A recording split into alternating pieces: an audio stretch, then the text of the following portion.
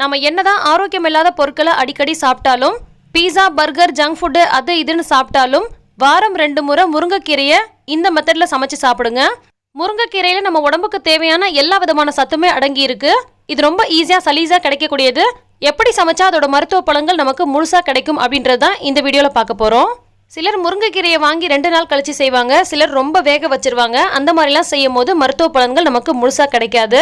இந்த மாதிரி கடையில் வச்சு சாப்பிடுங்க, ரொம்ப ரொம்ப ஹெல்த்தியாக இருக்கும். இப்போ 1/2 கப் அளவுக்கு துவரம்பருப்பை ஊற போட்டு வச்சுருக்கேன். நல்லா கழுவிட்டு ஊற போட்டுக்கோங்க.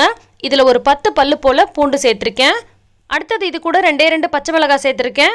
ஒரு வெங்காயத்தை ரஃபாக கட் பண்ணி சேர்த்துருக்கேன். ரொம்ப மெல்லிஸாக கட் பண்ணணும் அப்படின்ற அவசியம் கிடையாது. கூட ஒரே ஒரு தக்காளியை ரஃபாக கட் பண்ணிவிட்டு சேர்த்துக்கலாம். சிலர் கடைகளுக்கு வெங்காயம் தக்காளி சேர்க்காம கூட செய்வாங்க. ஆனால் இது சேர்த்து செய்யும் போது டேஸ்ட் ரொம்பவே நல்லா இருக்கிறதுனால எல்லாருமே விரும்பி சாப்பிடுவாங்க. இப்போ இதை நம்ம குக்கரில் போட்டு வேக விட போகிறோம். நம்ம சேர்த்துருக்கக்கூடிய பருப்பு கொஞ்சம் தண்ணியில் மூழ்கி இருக்கிறது மாதிரி கொஞ்சம் தண்ணி எக்ஸ்ட்ராவாக ஊற்றிக்கோங்க. அப்போ தான் வேகிறதுக்கு சரியாக இருக்கும். இது கூட நம்ம கொஞ்சமாக மஞ்சப்பொடி மட்டும் சேர்த்துக்கலாம், வேறு எதுவும் சேர்க்க தேவையில்லை. சிலர் வேலை ஈஸியாக முடியணும் அப்படின்றதுக்காக என்ன செய்வாங்கன்னா, உருவி வச்சிருக்க கீரையும் இது கூடவே சேர்த்துட்டு விசில் விட்டுருவாங்க. அந்த மாதிரி செய்யும் போது அந்த கீரையினோட மருத்துவ பலன்கள் கொஞ்சம் கூட உங்களுக்கு கிடைக்காது. இப்போ இதை மட்டும் நாம் குக்கர் மூடி போட்டுட்டு ஒரு 4-5 விசில் போல் விட்டுக்கலாம். பருப்பு ஒரு 1/2 மணி நேரம் போல் ஊற விட்டு செஞ்சிங்கன்னா ஒரு 3 விசில் விட்டாலே போதும். நான் இன்றைக்கி பருப்பு ரொம்ப நேரத்துக்கு ஊற விடலை, உடனே தான் போட்டிருக்கேன். ஸோ ஒரு 5 விசில் போல் விட்டுட்டு இப்போ இதை ஓப்பன் பண்ணி பார்த்துக்கலாம். பாருங்கள், இதில் பருப்பு நல்லா வெந்து வந்திருக்கு. இப்போ மறுபடியும் நம்ம அடுப்பு பற்ற வச்சுட்டு இதை நம்ம கொதிக்க விட போகிறோம். கூடவே கொஞ்சமாக தண்ணி சேர்த்துக்கலாம். தண்ணிக்கு பெருசாக அளவெல்லாம் ஒன்றும் கிடையாதுங்க. கீரை கொஞ்சம் கெட்டியாக வேணும்னா தண்ணி கொஞ்சம் கம்மியாக சேர்த்துக்கோங்க. கீரை கொஞ்சம் தண்ணியாக இருந்தால் பிடிக்கும்னா தண்ணி கொஞ்சம் எக்ஸ்ட்ராவாக சேர்த்துக்கலாம். இப்போ இது கொதி வர ஆரம்பித்ததும் இதில் நம்ம உருவி வச்சுருக்க கீரையை சேர்த்துக்கலாம். கீரை பார்த்தீங்கன்னா ரொம்ப இலையாக ஆயாமல் இந்த மாதிரி சிறு சிறு காம்போடு சேர்த்து போட்டுக்கோங்க. இந்த முருங்கைக்கீரையினுடைய காம்பில் தான் அவ்வளோ சத்து இருக்குது. நிறைய பேர் மைனூட்டாக ஆஞ்சி சேர்த்துருவாங்க. அந்த மாதிரி செய்கிறத விட இந்த மாதிரி கொஞ்சம் காம்புகளோடு சேர்த்து போட்டு செய்யும் போது ரொம்ப ரொம்ப நல்லதுங்க. இன்றைக்கி நம்ம கீரை கடைய போகிறோம். அதனால் இந்த மாதிரி கொஞ்சம் நிறைய காம்புகள் சேர்த்து போட்டால் கூட ஒன்றும் பிரச்சனை இல்லை. கடையும் போது அவ்வளோக்கா தெரிஞ்சுக்காது. இதுவே நீங்கள் கூட்டு வைக்கிறீங்கன்னா காம்பாக இருந்துச்சுன்னா என்ன பண்ணுவாங்க, ஓரமாக ஒதுக்கி வச்சுடுவாங்க, கீரையை சரியாக சாப்பிட மாட்டாங்க. ஆனால் நம்ம இதை வேக விட்டு கடைஞ்சிரும் போது காம்பெல்லாம் ஓரளவுக்கு மசிஞ்சிரும். ஸோ யாரும் தனியாக எடுத்து வைக்காமல் அப்படியே சேர்த்து சாப்பிட்ருவாங்க. 3 கை அளவுக்கு கீரை சேர்த்துருக்கேன். சேர்த்துட்டு இது எல்லாத்தையும் நல்லா கலந்து விட்டுக்கலாம். ஃபஸ்ட்டு சேர்க்கும் போது நிறைய இருக்கிற மாதிரி தெரியும். இந்த மாதிரி கலந்து விட்டதுக்கப்புறமா நமக்கு அது கொஞ்சமாக ஆகிடும். முருங்கைக்கீரையை கடையில் மட்டும்தான் பண்ணி சாப்பிடணும்னு கிடையாது.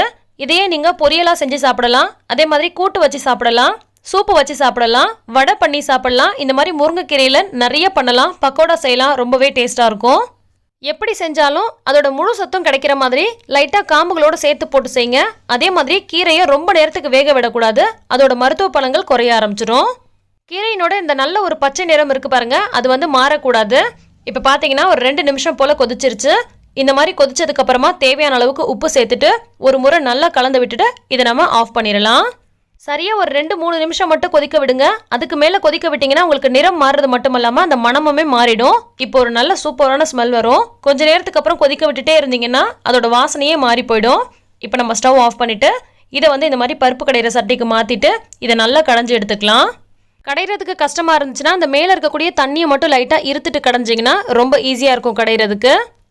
பலவிதமான சத்து மாத்திரைகளுக்கு நிகராக நம்ம நாட்டில் ரொம்ப ரொம்ப இலகுவாக கிடைக்கக்கூடிய ரொம்பவே சத்தான பொருட்களை நம்ம பெருசாக கண்டுக்கிறதே கிடையாது. ஆனால் இதை நீங்கள் தொடர்ந்து சாப்பிட்டுட்டு வரும்போது உங்களுடைய உடம்புக்கு அவ்வளோ ஆரோக்கியம் தரக்கூடியதாக இருக்குது. நம்ம என்னதான் பீஸா, பர்கர், ஜங்க் ஃபுட்டு அது இதுன்னு இந்த காலத்துக்கு ஏற்ற மாதிரி சாப்பிட்டா கூட வாரம் 1 முறையோ அல்லது 2 முறையோ இந்த மாதிரி சத்தான பொருட்களையும் சேர்த்து சாப்பிட்டுக்கோங்க. ஏன்னா இது நம்ம உடம்புல இருக்கக்கூடிய நோய் எதிர்ப்பு சக்தியை பன்மடங்கு கூட்டுறதுனால நமக்கு ஏற்படக்கூடிய பாதிப்புகள்லேருந்தும் இது நம்மளை பாதுகாப்பாக வச்சுக்கும். முருங்கைக்கீரை சமைக்கும் போது இந்த சின்ன சின்ன டிப்ஸை ஃபாலோ பண்ணி செய்யுங்க. சாப்பிட்றதுக்கு ரொம்ப டேஸ்ட்டாகவும் இருக்கும், முழு சத்தும் நமக்கு கிடைக்கும். நம்ம நாட்டில் இலகுவாக கிடைக்கக்கூடிய இந்த முருங்கைக்கீரையை பொடி பண்ணி வெளிநாடுகளில் அதிக விலைக்கு வித்துட்ருக்காங்க. ஆனால் நம்ம வீட்டு தெரு ஓரங்களில் ரொம்பவே இலகுவாக கிடைக்கக்கூடியது இது.